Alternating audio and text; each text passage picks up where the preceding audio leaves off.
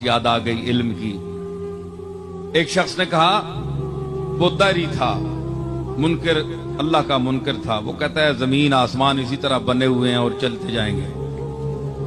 اس نے کہا کہ ہر مجعول کے لیے جائل کا ہونا ضروری ہے، ہر مخلوق کے لیے خالق کا ہونا ضروری ہے، ہر مصنوع کے لیے صانع کا ہونا ضروری ہے۔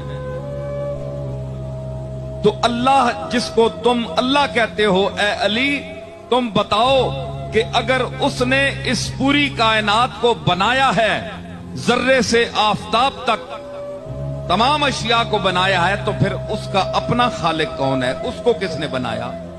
مسلمان تو خاموش ہے، وہ کہتا ہے کہ وہ اپنی ذات سے قائم ہے، اس کا کوئی خالق نہیں، لم یلد ولم یولد۔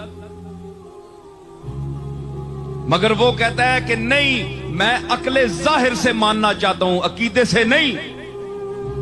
اگر میں قرآن کو مانتا تو پھر قرآن نے جو کچھ کہا ہے وہی میرے لیے کافی ہوتا۔ میں تو جس نے قرآن کو نازل کیا ہے اس کو بھی نہیں مانتا، تو قرآن کو کیسے مانوں؟ مجھے بتاؤ اے علی، بتاؤ تمہیں جو شہر علم کا دروازہ کہا گیا ہے، نبی نے اپنے علم شہر کا تمہیں دروازہ کہا، تو اب دروازہ ہونے کا ثبوت دو۔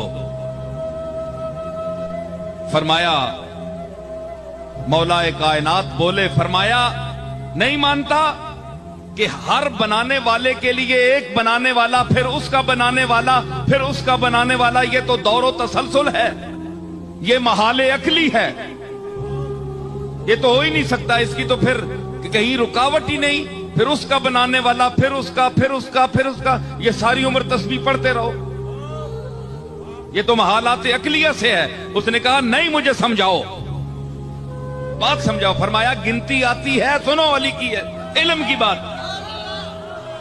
فرمایا گنتی آتی ہے جی، 1 2 3 4 5 6 گنی نا؟ فرمایا الٹے گنو۔ اس نے کہا 6 5 4 3 1۔ جناب علی نے فرمایا 1 سے پہلے گنو۔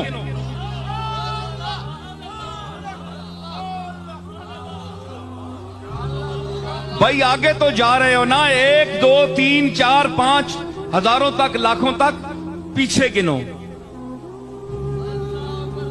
اس نے کہا جناب 1 سے پہلے تو ہے ہی نہیں۔ آپ نے فرمایا کہ بے وقوف، یہی تو علی کہتا ہے کہ اس ایک وحدہ لا شریک سے پہلے کوئی ہے ہی نہیں۔